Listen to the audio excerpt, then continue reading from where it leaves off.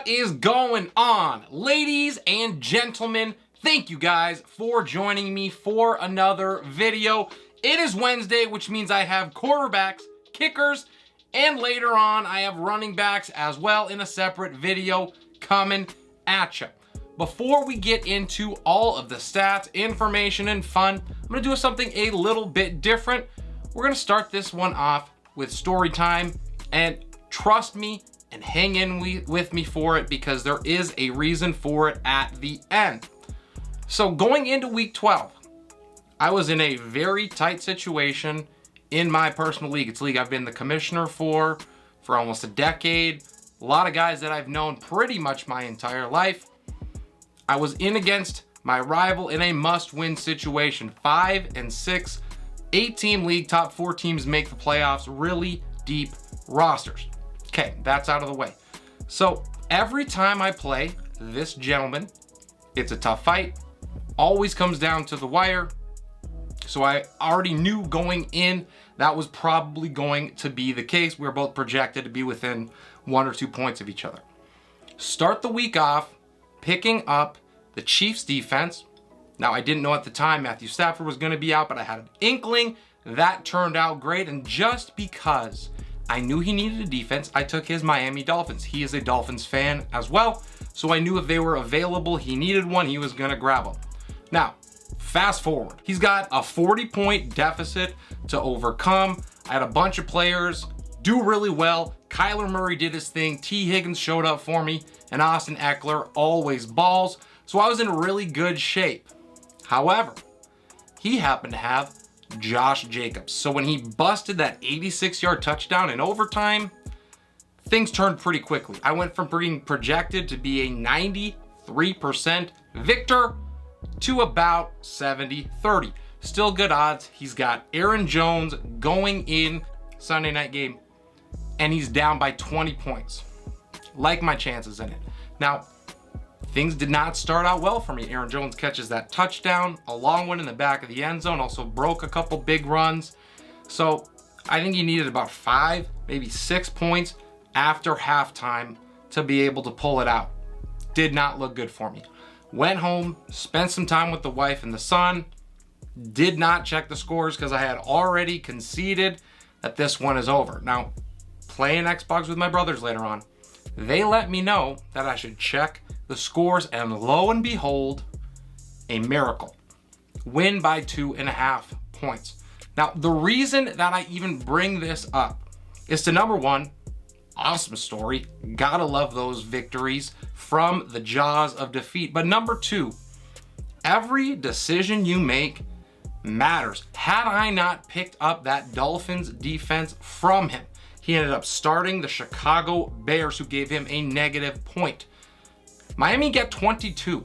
So that one decision changed the outcome of this game. It really would not have even been close had he been able to get that defense. So all of this is to say, never lose hope, make the right decisions, and have the information that you need to be able to do that. Everyone that you put in your lineup has the opportunity to make or break your team. That is why you are here, to try to get the best information possible. I'm going to try to bring it to you today. So, slowly meandering on, like the video please, subscribe if you have not already, and let's hop into week 13's quarterback rankings.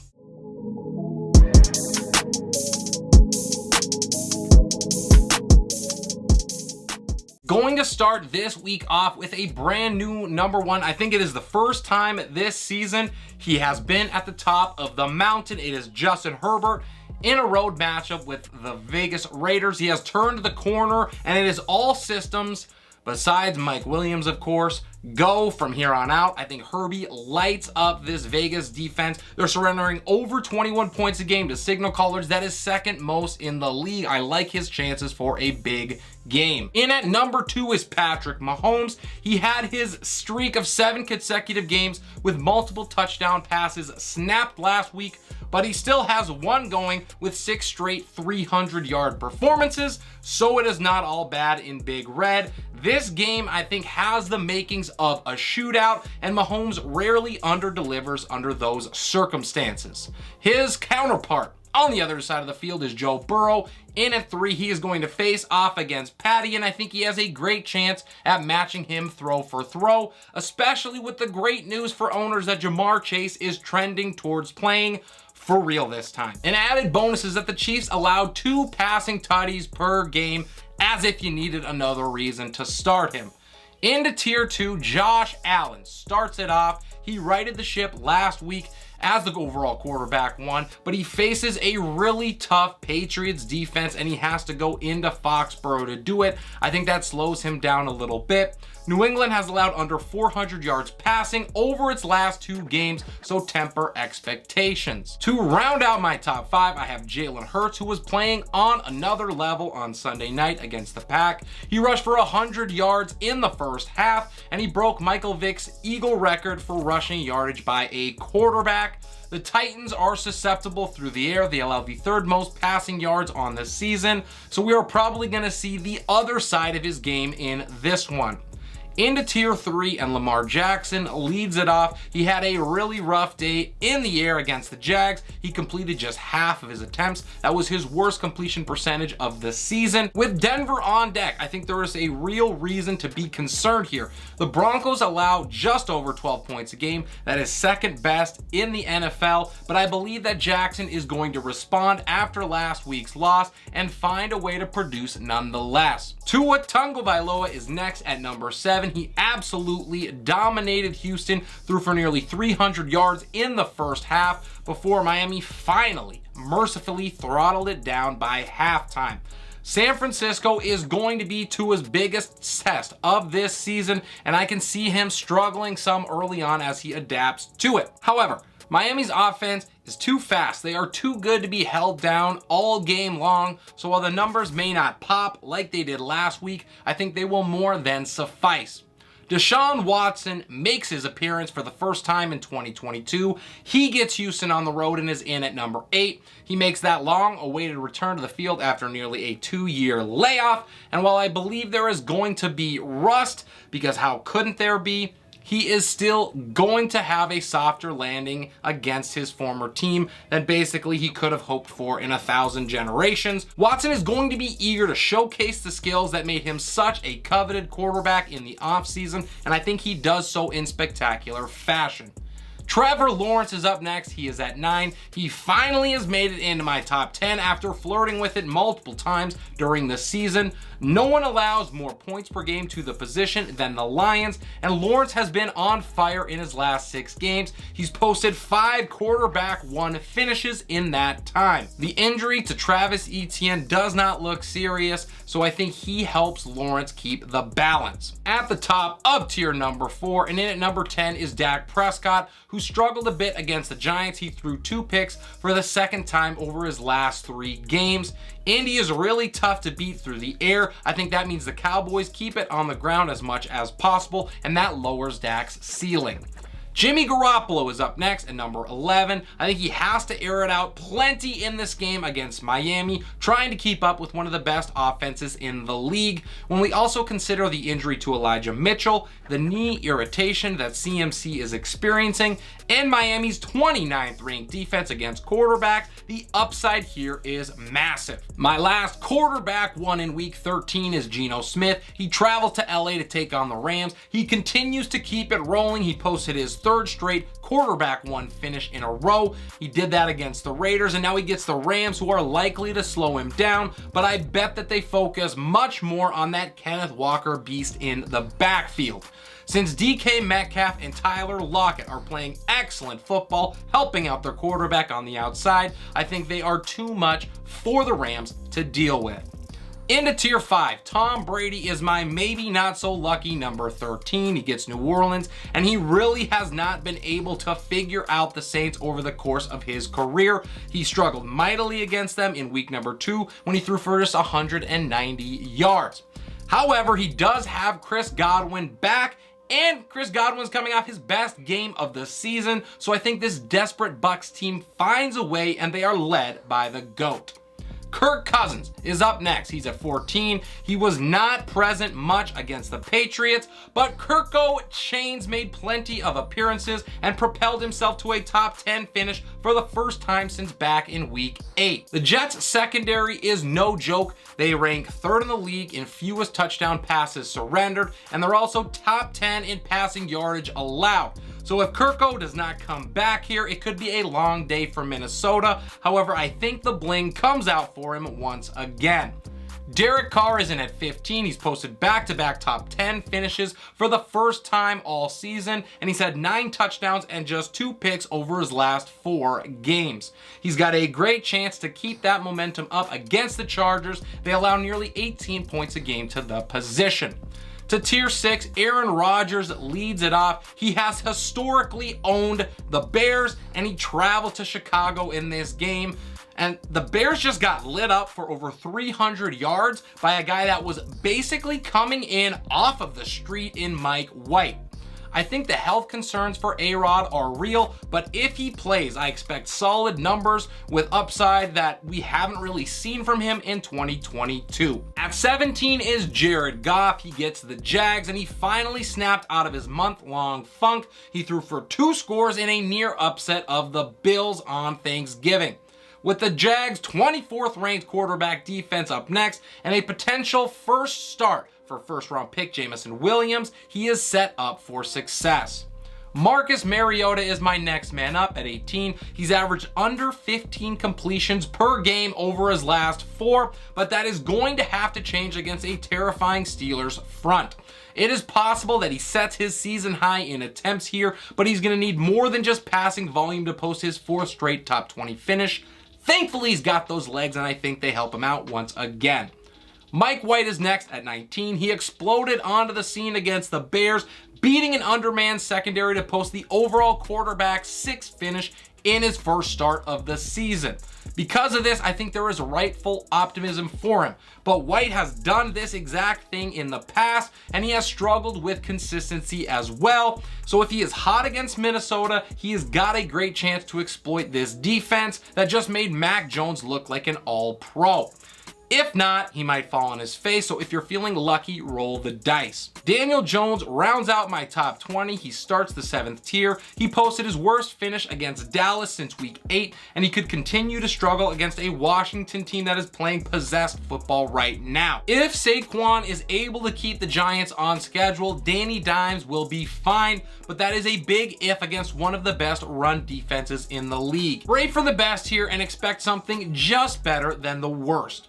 Taylor Heinicke is next at 21. He has been really easy to read all season long. In plus matchups, he has been more than likely to put up a solid stat line and give his team a shot. However, in the difficult ones, it has been ugly. After failing to get into the top 24 against Atlanta's bottom 10 defense to quarterbacks, I have little faith he's going to be able to bounce back against a solid Giants squad.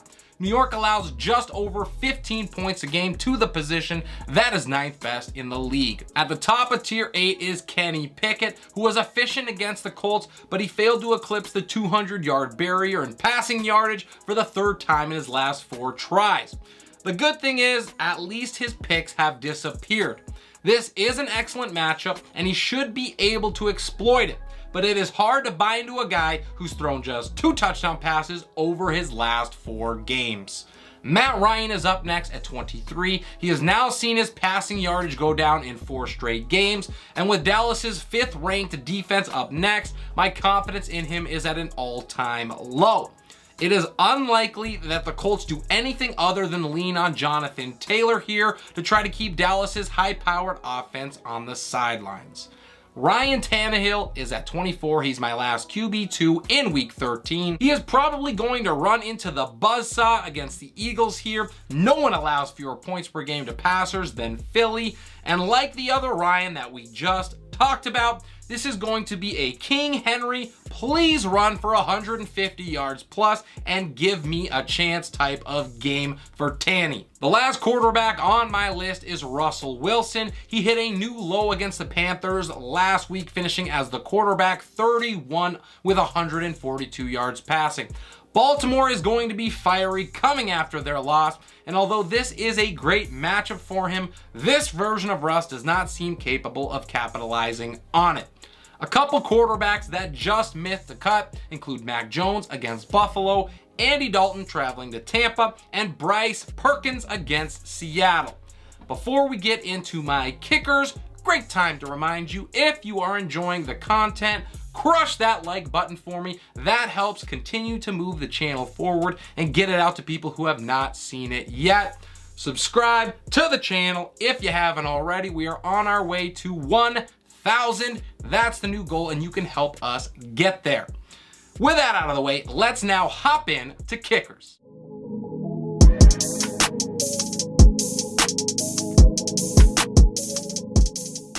Headlining tier number 1 is Justin Tucker. He gets Denver at home. And at 2, I have Tyler Bass traveling to New England.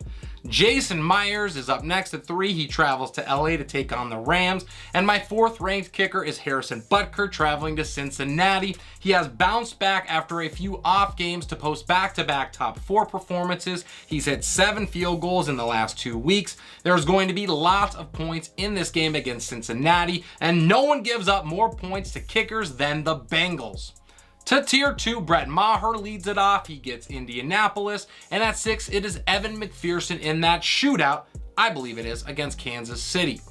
At 7 is Daniel Carlson. He gets the Chargers. He did miss a 56-yarder in overtime last week to win it, but he still was able to post his second top 10 finish in a row against Seattle. With the playmakers showing up big time for Vegas over the last couple of weeks, I think that leaves plenty of opportunities for Carlson to take advantage of. At the top of tier 3, I have Nick Folk. He gets Buffalo. He has been a top kicker in the entire league in 3 out of his last 4 weeks. He has benefited from this offense who just cannot seem to be able to punch it into the end zone. I think that could once again be the case here against Buffalo, but I think that Patriots defense keeps it close enough for the game script to not kill him. At 9, I have Cameron Dicker. He travels to Las Vegas. And at 10, rounding it out is Graham Gano. He's at home against Washington.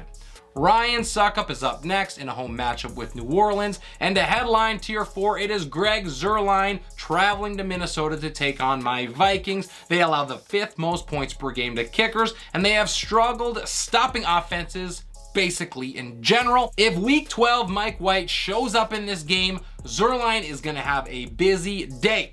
And after seeing what Mac Jones just did to my Vikings, I think that is a distinct possibility. At 13, I have Younghoe Koo at home against Pittsburgh. Joey Slye is in at 14, traveling to New York. And my last kicker in week 13 is Cade York. He travels to Houston. A couple players that just missed the cut include Robbie Gould and Jason Sanders in that matchup against each other, and Greg Joseph at home against the Jets. And that'll do it for today's video. Hope you guys learned something and enjoyed the content. Please drop your questions and your comments down below. I love to be able to get back to you. The engagement is one of the main reasons that I do this. Friendly reminder to those who may not know yet, Relentless Press drops content Monday to Saturday. I do over 10 videos every single week. So if you do not want to miss that, because it's pretty good stuff, subscribing to the channel will make sure that you do not miss a thing. This is Relentless Press. I am your host, Abraham Opatz, and I will see you next time.